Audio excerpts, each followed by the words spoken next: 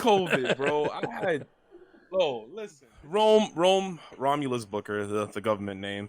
Was I was born in New York, Brooklyn specifically. Grew up. I was born in '91, so I was around all that like cool, dope, like like just hip hop culture and like just like the cool like street kind of culture, right? Of New York. Like I grew up. Bloody Roar, the Alpha series, specifically Street Fighter Alpha 2 was at like when I was a kid. I religiously played that on the Saturn because I had a Saturn, so I played that game so much. That's probably even my earliest memory of liking like video game music. Like besides Streets of Rage, obviously. But like situation, it wasn't like they didn't do nothing stylish like that. But I broke a PS2 controller fighting Gil, Third Strike Gil on like level 8 too, I think it was. Broke a pad because of Resurrection, dude. I was triggered. Just ripped my pad in half. I had my cousin, God bless her, she's watching me in the background. She still brings us up to this day because she's a gamer. But yeah, I broke my PS2 pad. I was triggered. I didn't play Third Strike for a while. I would go to there was a game store in downtown Brooklyn. I think it's still there. It's called Game Champ. Me and my friend would go there every other Friday, and they had a CVS 2 cab, a Marvel 2 cab, and at one time they had SVC, but that didn't last long. And we went there, and we would always go every other Friday because someone there told me like, "Yo, do you go to Chinatown Fair?" And I'm like, "What's that?" And I didn't know what that was. And he's like, "Yeah, like all the best players in New York go there, this and that." So I'm like, "Oh, okay. There's more to this." I thought it was just a random Best Buy event because I would see like in high school I would see on the computers like people watching the Third Strike Cooperation Cups. I would see those in the library. But I thought that was a Japanese thing. Again, like I'm not thinking that, there's an actual scene. I'm thinking, this is Japan. Japan's always been ahead of us on gaming. So I'm just thinking, only Japan has events like this. I'm not thinking there's anything in America.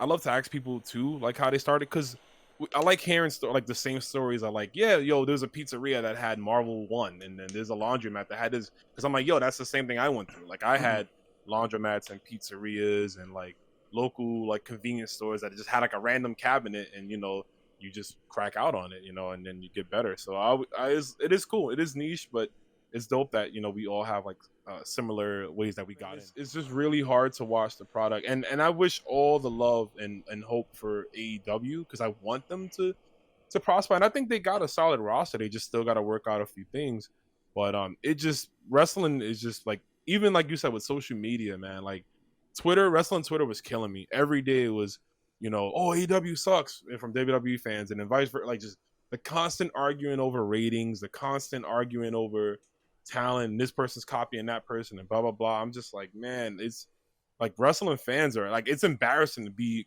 called a wrestling fan sometimes. The way people act on social media. Doing my thing, I would have been still trying to rock the mic because I was already slowing down with competitive play. So I was just gonna still, support my locals, support my majors, make more connections. I really wanted to branch out more into just, esports as a whole, because I went to PAX East, and there wasn't much fighting games there. I was just doing a lot of networking with like regular game companies and producers and things like that. So I was just really gonna push that even more. They were talking about it, and then I come by, I'm like, yo, what's this? They're like, oh, this is the new KOF.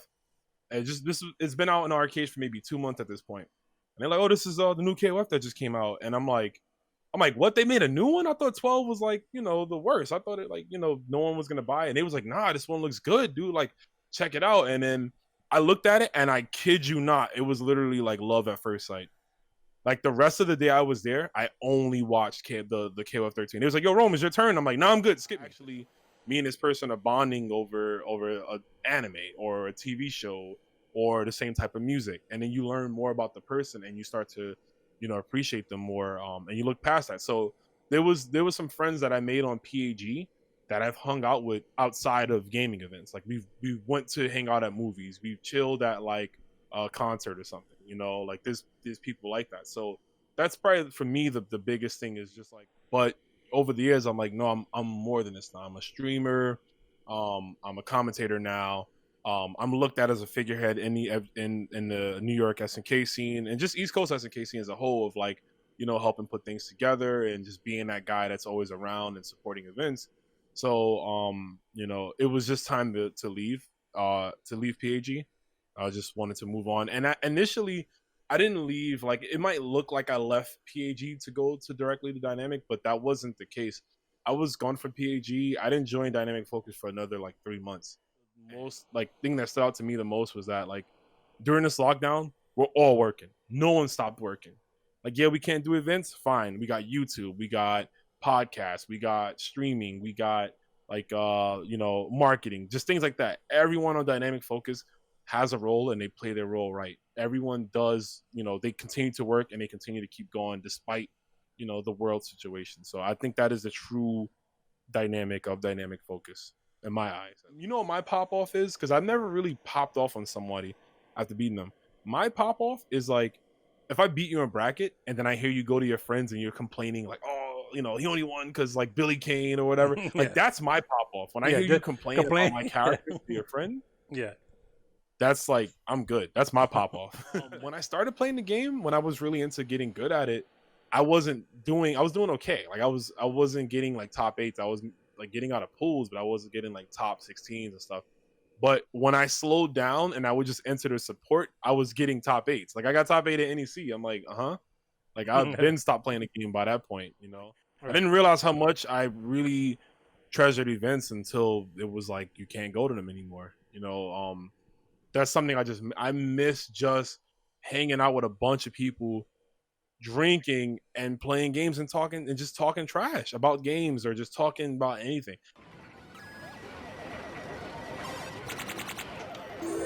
Choose your fighter.